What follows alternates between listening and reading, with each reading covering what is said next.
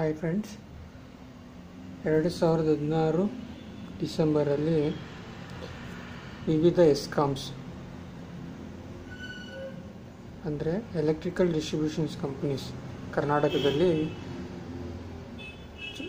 ಸುಮಾರು ಹುದ್ದೆ ಕರೆದಿರ್ತಾರೆ. ಅದರಲ್ಲಿ ಬಹಳ ಮುಖ್ಯವಾದ ಹುದ್ದೆ ಅಂದರೆ ಅಸಿಸ್ಟೆಂಟ್, ಫಸ್ಟ್ ಡಿವಿಷನ್ ಕ್ಲರ್ಕ್ ಮತ್ತು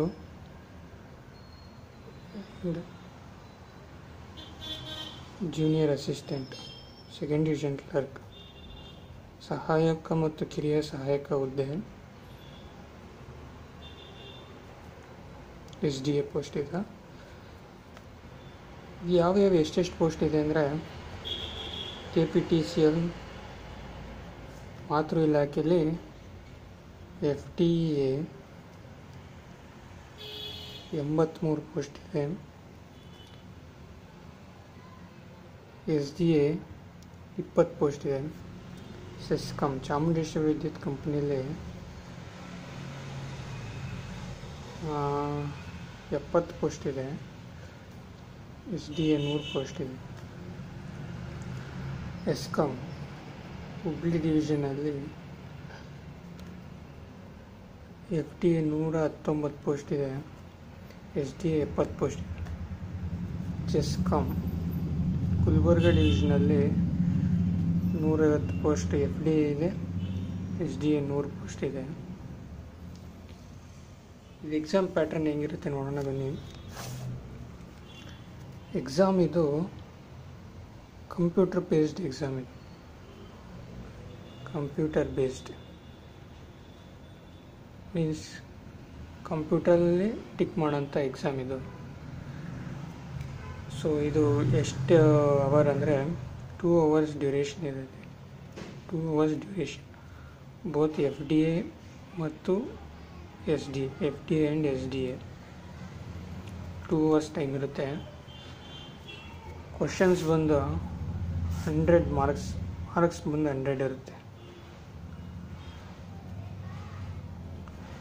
ಕ್ವಶನ್ಸು ಬಂದು ನಿಮಗೆ 100 ಇರುತ್ತೆ. Marks 100, questions 100. ಈ ಯಾವ್ಯಾವ ಡಿವಿಷನ್ ಇರುತ್ತೆ ಅಂದರೆ computer literacy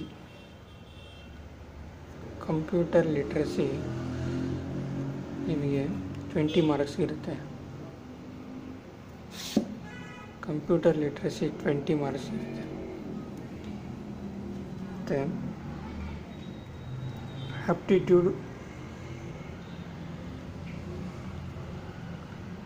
aptitude and general knowledge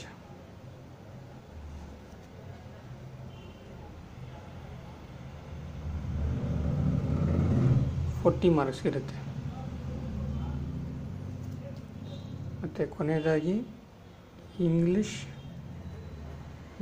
language ಅಥವಾ ಕನ್ನಡ 40 ಮಾರ್ಕ್ಸ್ ಇರುತ್ತೆ. ನೀವು ಅಲ್ಲಿ ಆನ್ಲೈನ್ ಎಕ್ಸಾಮ್ಸಲ್ಲಿ ನೀವು ಇಂಗ್ಲೀಷ್ ಆರು ತೊಗೋಬೋದು, ಕನ್ನಡ ಆರು ತೊಗೋಬೋದು. ಕಂಪ್ಯೂಟರ್ ಸಾಕ್ಷರತೆ 20 ಮಾರ್ಕ್ಸ್ ಇರುತ್ತೆ. ಆ್ಯಪ್ಟಿಟ್ಯೂಡ್ ಮತ್ತು ಜನರಲ್ ನಾಲೆಡ್ಜ್ ಸಾಮಾನ್ಯ ಜ್ಞಾನ 40 ಮಾರ್ಕ್ಸ್ ಇರುತ್ತೆ. ಇಂಗ್ಲೀಷ್ ಮತ್ತು ಕನ್ನಡ, ಇಂಗ್ಲೀಷ್ ಅಥವಾ ಕನ್ನಡ 40 ಮಾರ್ಕ್ಸ್ ಇರುತ್ತೆ. ಇದರಲ್ಲಿ ನಿಮಗೆ ಡಿಫಿಕಲ್ಟ್ ಅನಿಸೋದು ಆ್ಯಪ್ಟಿಟ್ಯೂಡ್ ಇಲ್ಲ ಅಂದರೂ ನಿಮಗೆ ಎಷ್ಟು ಮಾರ್ಕ್ಸ್ ಬರುತ್ತೆ ಹೇಳೋಕ್ಕಾಗಲ್ಲ. 25 to 30 ಮಾರ್ಕ್ಸ್ ಬರ್ಬೋದು ಅಥವಾ 20 ಮಾರ್ಕ್ಸಿಗೆ ಬರ್ಬೋದು. ಇದು ನೆಗೆಟಿವ್ ಮಾರ್ಕ್ಸ್ ಬಂದು ನಿಮಗೆ ಒಂದು ಕ್ವಶನ್ ತಪ್ಪಾದರೆ 0.25 ನೆಗೆಟಿವ್ ಮಾರ್ಕ್ಸ್ ಇರುತ್ತೆ. ಸೊ ಈಗ ನಾವು ಆ್ಯಪ್ಟಿಟ್ಯೂಡಿಗೆ ಬರೋಣ. ಏನೇನು ಬರುತ್ತೆ, ಏನೇನು ಕಾನ್ಸಂಟ್ರೇಟ್ ಮಾಡಬೇಕು ಅನ್ನೋದನ್ನ ನಾನು ಆ್ಯಪ್ಟಿಟ್ಯೂಡಲ್ಲಿ ಹೇಳ್ತೀನಿ ನಿಮಗೆ. ಫ್ರೆಂಡ್ಸ್, ಈ ಎಕ್ಸಾಮ್ ನಿಮಗೆ ಏಪ್ರಿಲ್ ಅಥವಾ ಮೇ ಮಧ್ಯೆ ಬೀಳ್ಬೋದು. ಇಲ್ಲಿ ನಾನು ಎಕ್ಸ್ಪ್ಲೇನ್ ಮಾಡೋಕ್ಕೆ ಹೋಗಿರೋದು ಆಗಲೇ ಹೇಳ್ದಂಗೆ ಆ್ಯಪ್ಟಿಟ್ಯೂಡ್ ಮತ್ತು ಕಂಪ್ಯೂಟರ್ ಸ್ವಲ್ಪ ಎಕ್ಸ್ಪ್ಲೇನ್ ಮಾಡ್ತೇನೆ. ಈ ಆ್ಯಪ್ಟಿಟ್ಯೂಡಲ್ಲಿ ಯಾವ್ಯಾವ ಟಾಪಿಕ್ಸ್ ಇದೆ ಅಂದರೆ ಮೇನ್ ಇಂಪಾರ್ಟೆಂಟ್ ಟಾಪಿಕ್ಸ್ ಅಂದರೆ ಸಿಂಪ್ಲಿಫಿಕೇಷನ್ ಮತ್ತು ಅಪ್ರಾಕ್ಸಿಮೇಷನ್ನು, ಮತ್ತು ಟೈಮ್ ಆ್ಯಂಡ್ ಡಿಸ್ಟೆನ್ಸ್, ಮತ್ತು time and work, average mixture ಮತ್ತು ಅಲಿಗೇಷನ್, ಸಿಂಪಲ್ ಇಂಟ್ರೆಸ್ಟ್ ಮತ್ತು ಕಾಂಪೌಂಡ್ ಇಂಟ್ರೆಸ್ಟ್, ಪ್ರಾಫಿಟ್ಟು ಮತ್ತು ಲಾಸು ಮತ್ತು ಪಾರ್ಟ್ನರ್ಶಿಪ್ ಮತ್ತು ಪರ್ಸೆಂಟೇಜಸ್ಸು. ಇನ್ನೊಂದು ಚಾಪ್ಟರ್ ಅಂದರೆ ಇಂಡಿಸಿಸ್ ಮತ್ತು ಸರ್ಡ್ಸು. ಇನ್ನೊಂದು ಇಂಪಾರ್ಟೆಂಟ್ ಅಂದರೆ ರೇಷಿಯೋ, ಪ್ರಪೋರ್ಷನ್ ಮತ್ತು ವೇರಿಯೇಷನ್ಸ್ ಅಂತ ಚಾಪ್ಟರ್ಸ್ ಇದೆ. ಇಲ್ಲಿ ನಾನು ಫಸ್ಟ್ ನಿಮಗೆ ಎಕ್ಸ್ಪ್ಲೇನ್ ಮಾಡೋಂಥದ್ದು ಟೈಮ್ ಆ್ಯಂಡ್ ವರ್ಕ್. ಇದು ತುಂಬ ಇಂಪಾರ್ಟೆಂಟ್ ಚಾಪ್ಟರ್. ಇದು 3ರಿಂದ 4 ಕ್ವಶನ್ಸ್ ಬರುತ್ತೆ. FDA ಮತ್ತು SDNಲ್ಲೂ 3ರಿಂದ 4 ಕ್ವಶನ್ಸ್ ಬರ್ಬೋದು. ಇದು ತುಂಬ ಈಸಿಯಾಗಿ ಕ್ರ್ಯಾಕ್ ಮಾಡ್ಬೋದು. ಸೊ ಬನ್ನಿ ಇದನ್ನು ನೋಡೋಣ. ಈ ಆ್ಯಪ್ಟಿಟ್ಯೂಡು ಮಾಡೋಕ್ಕಿಂತ ಮುಂಚೆ ನನಗೆ ಇಂಪಾರ್ಟೆಂಟ್ ಕಾನ್ಸೆಪ್ಟ್ ಅಂದರೆ LCM ಮತ್ತು HCF. ಇದು ರೇರಾಗಿ ಬರುತ್ತೆ. HCF ಯೂಸ್ ಆಗುತ್ತೆ. LCM ತುಂಬ ಕಡೆ ಯೂಸ್ ಆಗುತ್ತೆ. ಎಲ್ಲೆಲ್ಲಿ ಯೂಸ್ ಆಗುತ್ತೆ ನಾನು ಆಮೇಲೆ ಹೇಳ್ತೀನಿ. LCM ಅಂದರೆ ಲೋಯೆಸ್ಟ್ ಕಾಮನ್ ಮಲ್ಟಿಪಲ್. HCF ಅಂದರೆ ಹೈಯೆಸ್ಟ್ ಕಾಮನ್ ಫ್ಯಾಕ್ಟರ್. ಸೊ ಬನ್ನಿ, ಇಲ್ಲಿ 2 ವರ್ಡ್ ನಿಮಗೆ ತುಂಬ ಇಂಪಾರ್ಟೆಂಟ್. ಇದು ಮಲ್ಟಿಪಲ್ಲು, ಇದು ಫ್ಯಾಕ್ಟರ್ಸ್. ಸೊ 2 ನಂಬರ್ ತೊಗೊಳ್ಳೋಣ, 5 ಮತ್ತು 10. Find the LCM of the number 5 and 10 ಅಂತ ಕೊಟ್ಟಾಗ ಏನು ಮಾಡ್ತೀರಾ, 5, 10 ಅಂತ ಬರ್ಕೊಂಡು 5 1s 5 2s. LCM is 5 into 2 10 ಅಂತ ಬರೆದ್ಬಿಡ್ತೀರಾ. ಸೊ ಇದನ್ನು ಯಾವ ಥರ ಅಂತ ಎಕ್ಸ್ಪ್ಲೇನ್ ಮಾಡ್ತೀನಿ, ಯಾವ ಥರ ಅಂತ. ಈ 5 ಮತ್ತು 10 ಲೋಯೆಸ್ಟ್ ಕಾಮನ್ ಮಲ್ಟಿಪಲ್ ಅಂತಿದೆ. So multiple 5 1s 5, 5 2s 10, 5 3s 15, 5 4s 20, 5 5s 25.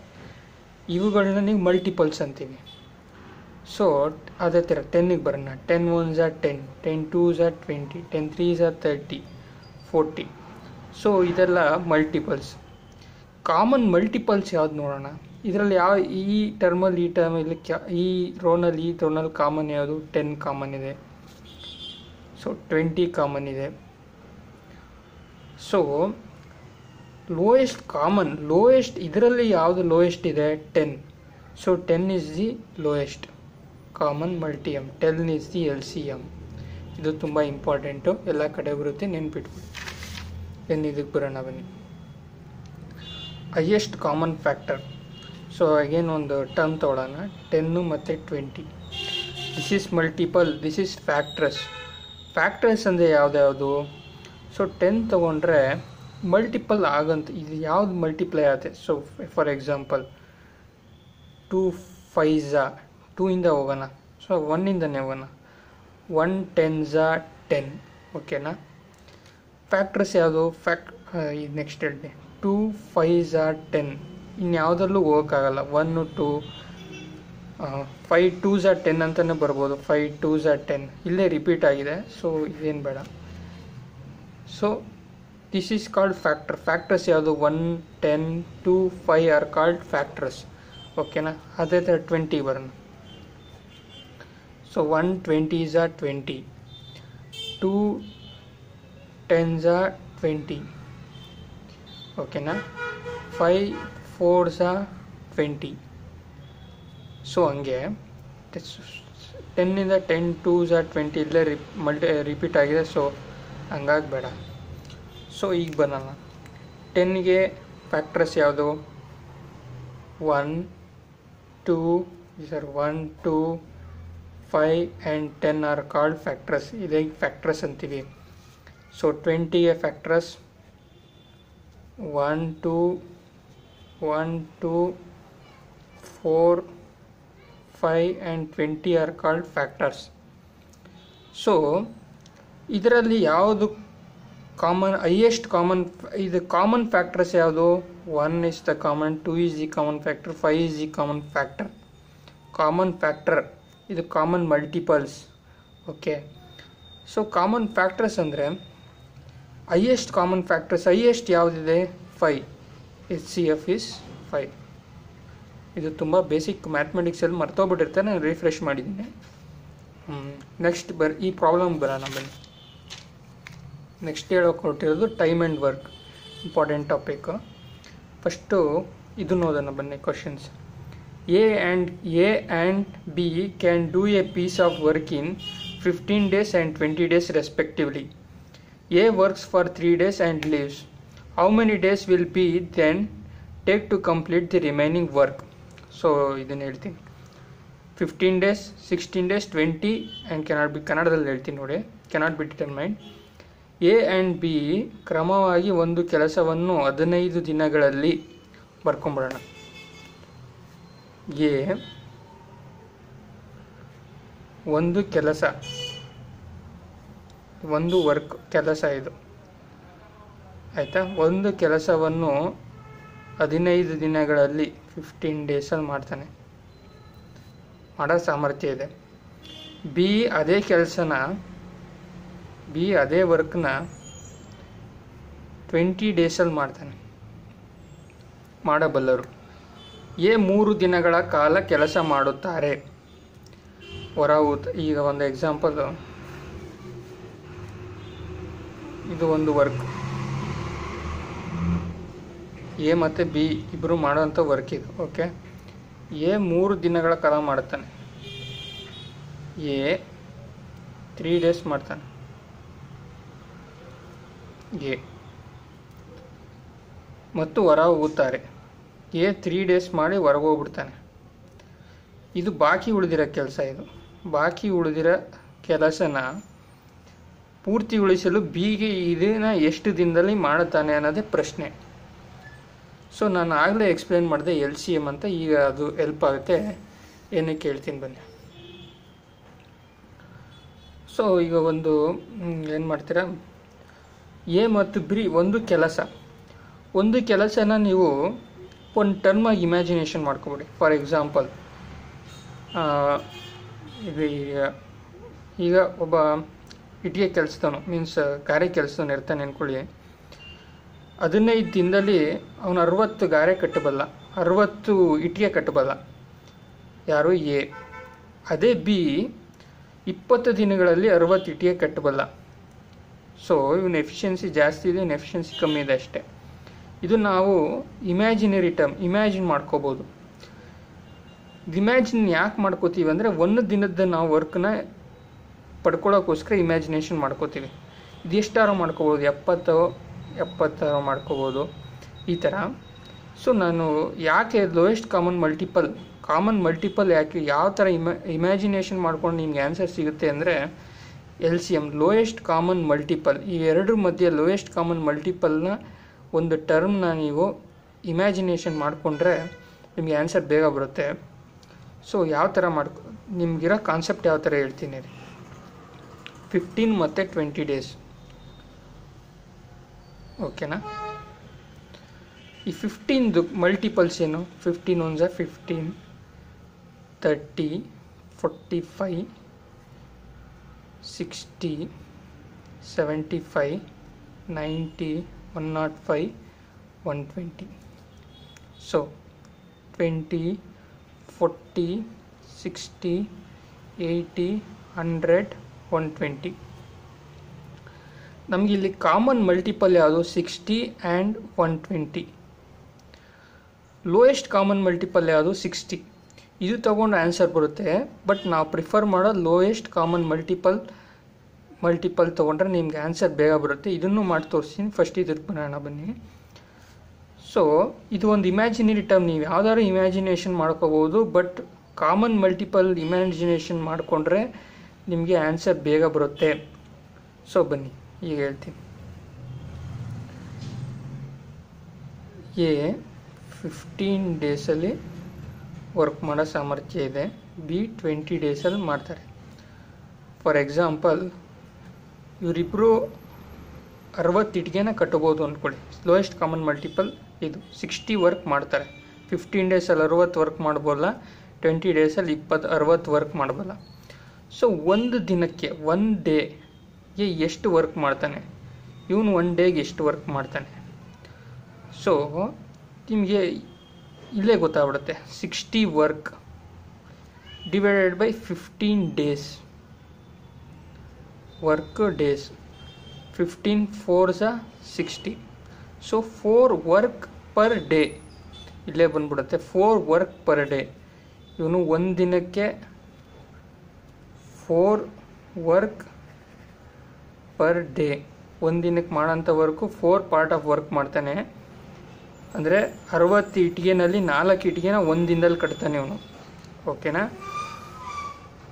ಇವನಿಗೆ ಬಂದು 20 60 divided by 20 4 work per day. Sorry 63 3 work per day. ಮೂರು ಇಟ್ಟಿಗೆ ಕಟ್ಟಬಲ್ಲ ಇವನು. 60 ಇಟ್ಟಿಗೆನಲ್ಲಿ ಒಂದು ದಿನಕ್ಕೆ 3 ಇಟ್ಟಿಗೆ ಕಟ್ಟಬಲ್ಲ. 20 ದಿನಕ್ಕೆ 60 ಇಟ್ಟಿಗೆನ ಕಟ್ಟಬಲ್ಲ. ಇವನು ಸಾಮರ್ಥ್ಯ ಇದೆ. ಸೊ ಬನ್ನಿ ಈಗ ಕ್ವಶನಿಗೆ ಬರೋಣ. ಈಗ ಬನ್ನಿ, ಎ ಮತ್ತು ಬಿ ಒಂದು ಈಗ ನಮಗೆ ಗೊತ್ತಾಗ್ಬಿಟ್ಟಿದೆ 60 ವರ್ಕ್. ಈ ವರ್ಕ್ನ 60 ಇದು ಇಮ್ಯಾಜಿನರಿ 60 ವರ್ಕ್ ಮಾಡ್ತಾರೆ. ಎ ಮತ್ತು ಬಿ ಮಾಡ್ಬೋದು. ಎ ಮತ್ತು ಬಿ ಇಬ್ಬರು 60 ವರ್ಕ್ ಸಾಮರ್ಥ್ಯ ಇದೆ. ಸೊ ಈಗ ಬನ್ನಿ, ಎ 3 ದಿನಗಳ ಕಾಲ ಕೆಲಸ ಮಾಡುತ್ತಾರೆ. ಎ 3 ಡೇಸ್ ವರ್ಕ್ ಮಾಡ್ತಾನೆ ಆ್ಯಂಡ್ ಹೊರಗೆ ಹೋಗ್ತಾನೆ, ಹೊಟ್ಟೋಗ್ಬಿಡ್ತಾನೆ, ಹೊರಗೆ ಹೋಗ್ಬಿಡ್ತಾನೆ. ಸೊ 3 ಡೇಸ್ ವರ್ಕ್ ಮಾಡ್ತಾನೆ ಅಂದರೆ ಇಲ್ಲಿದ್ದು ನೋಡಿ, 3 work per day into 3 days. Day cancel ಆಗುತ್ತೆ. 3 3s 9 ವರ್ಕ್. 3 ದಿನದಲ್ಲಿ 9 ವರ್ಕ್ ಪಾರ್ಟ್ ಆಫ್ ವರ್ಕ್ ಮಾಡ್ತಾನೆ. 3 ದಿನದಲ್ಲಿ 9 ಇಟಿಗೆ ಕಟ್ಟಬಲ್ಲ ಇವನು. ಸೊ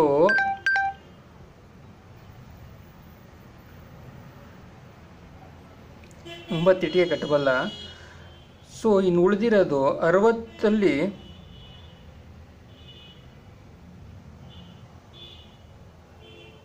ಸಾರಿ ಎ ಮಾಡ್ತಾನೆ. ಎ ಅಲ್ಲ, ಇದು ಬಿದು ತೊಗೊಂಬಿಟ್ಟಿದ್ದೀನಿ. A 3 days 3 into 4 day 3 into 4 ಇದು ತೊಗೋಬೇಕು. 3 ಇಂಟು 4 ಅಂದರೆ 12 ವರ್ಕ್ ಮಾಡ್ತಾನೆ. 12 ವರ್ಕು ಮಾಡ್ತಾನೆ ಯಾರು? ಎ 3 ದಿನದಲ್ಲಿ. ಇನ್ನು 60ರಲ್ಲಿ 12 ಹೋದರೆ 48 ವರ್ಕ್ನ ಬಿ ಮಾಡಬೇಕು. ಬಿ ಎಷ್ಟು ದಿನಗಳಲ್ಲಿ ಪೂರ್ತಿಗೊಳಿಸ್ತಾನೆ? ಬಿ ಎಷ್ಟು ದಿನದಲ್ಲಿ ಪೂರ್ತಿಗೊಳಿಸ್ತಾನೆ? ಸೊ 48 ಡಿವೈಡ್ ಬೈ 1 ವರ್ಕ್ನ 3 ದಿನಕ್ಕೆ ಮಾಡ್ತಾನೆ ಅಂದರೆ 3. So 48 work divide by 3 work per days. So work cancel ಬಿಲ್ಲೋಗುತ್ತೆ. 3 1s 3 1 ಕ್ಯಾರಿ 3 6s 18. ಸೊ 16 ಡೇಸಲ್ಲಿ ಅವನು ಉಳಿದಿರೋ ವರ್ಕ್ನ ಕಂಪ್ಲೀಟ್ ಮಾಡ್ತಾನೆ. 16 ಡೇಸ್. ಗೊತ್ತಾಯ್ತಾ ಫ್ರೆಂಡ್ಸ್? ನಿಮ್ಗೆ ಈ ವಿಡಿಯೋ ಲೈಕ್ ಆದಲ್ಲಿ ಸಬ್ಸ್ಕ್ರೈಬ್ ಮಾಡಿ. ನೆಕ್ಸ್ಟ್ ವಿಡಿಯೋ ನಾಳೆ ಹಾಕ್ತೀನಿ. Thank you very much.